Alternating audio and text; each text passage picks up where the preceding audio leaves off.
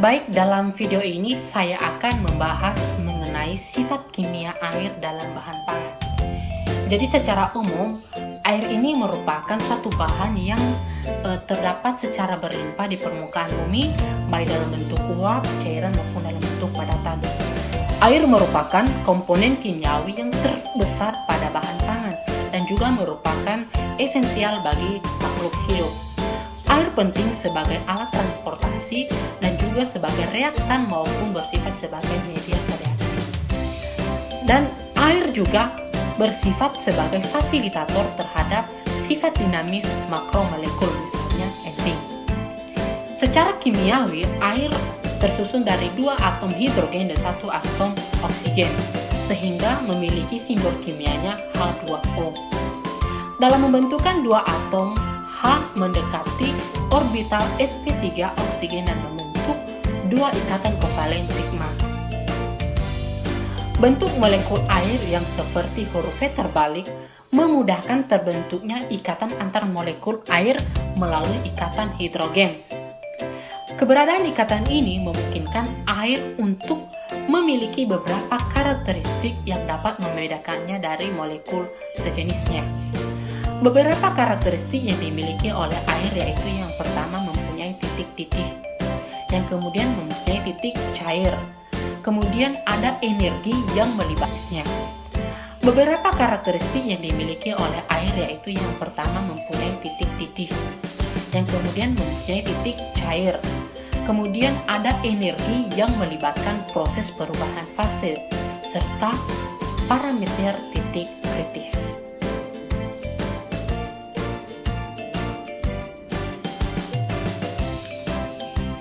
Dalam kimia bahan pangan, air mempunyai syarat yang diperbolehkan dalam bahan pangan.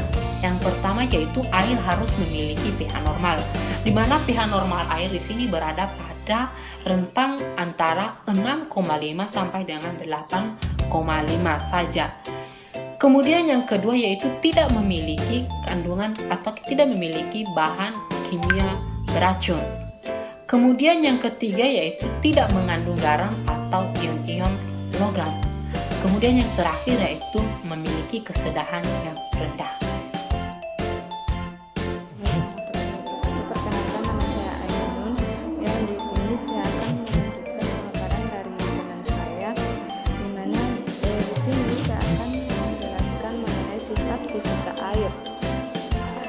Di mana pada keadaan suhu normal air berada dalam fase cair, namun pada keadaan tertentu air terdapat dalam 3 bentuk keseimbangan, yaitu cair, padat, dan uap, di mana air mempunyai sifat fisik yang unik karena pembekuan air terjadi mulai dari atas.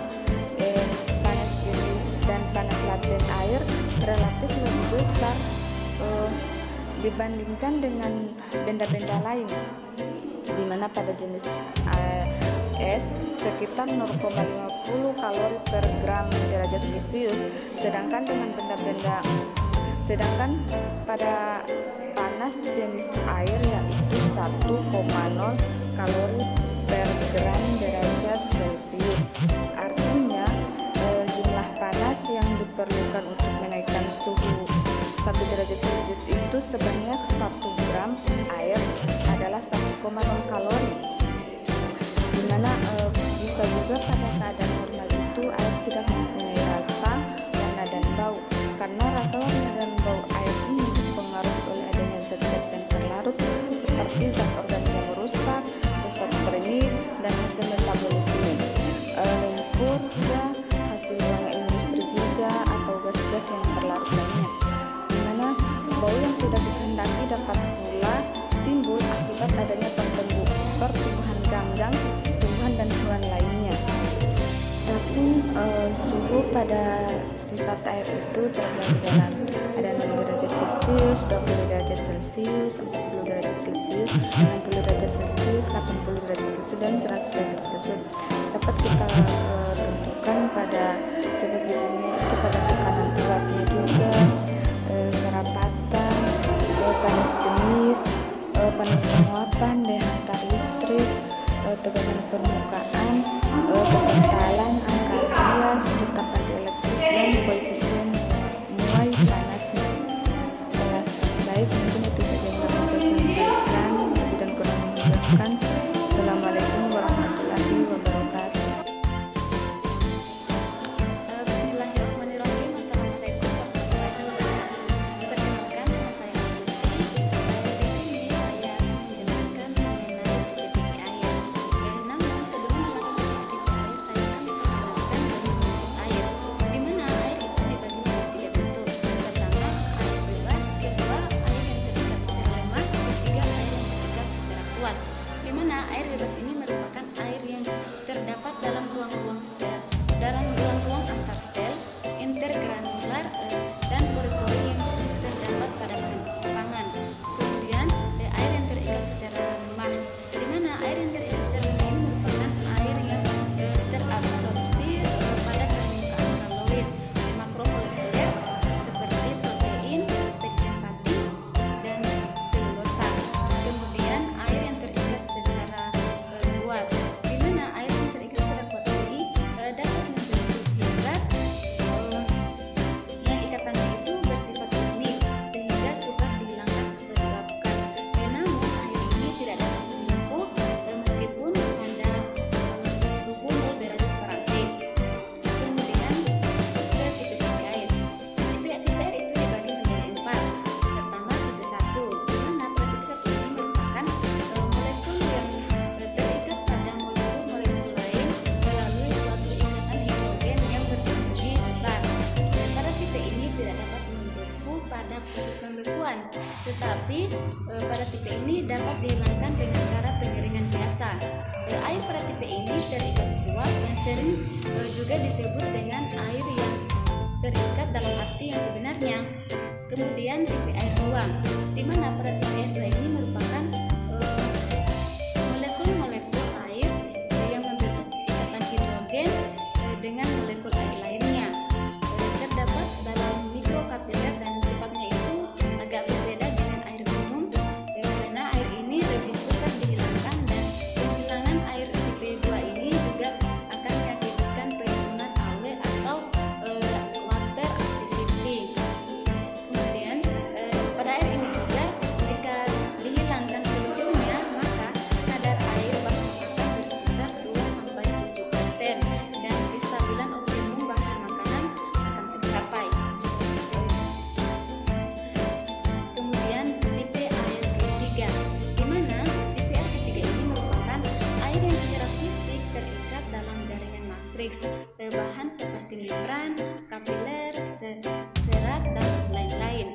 Pada tipe ini yang sering kali disebut dengan air bebas, di mana tipe ini sangat mudah dilakukan dan dapat dimanfaatkan untuk pertumbuhan mikroba dan diperhatikan menjadi media bagi reaksi-reaksi kimiawi. Kemudian yang terakhir yaitu tipe air keempat, di mana pada tipe air keempat ini merupakan air yang terikat dalam jaringan suatu bahan atau air murni dengan sifat-sifat air yang biasa dan itu sangat penuh. Ya, itulah penjelasan dari saya mengenai tipe air. Selanjutnya saya ucapkan terima kasih. Wabillahi taufiq wal hidayah. Wassalamualaikum warahmatullahi wabarakatuh. Bismillahirrahmanirrahim. Assalamualaikum warahmatullahi wabarakatuh. Nama saya Fendi Cahyadi dari Fakultas Studi Pendidikan Kimia semester 6, dan tujuan saya di sini adalah akan memenuhi tugas dari mata kuliah bahan pangan, dan adapun yang saya akan presentasikan pada hari ini yaitu mengenai aktivitas air dalam bahan pangan. Sudah kita ketahui bahwa air merupakan sumber utama dalam kehidupan, yang dimana air sangat berperan penting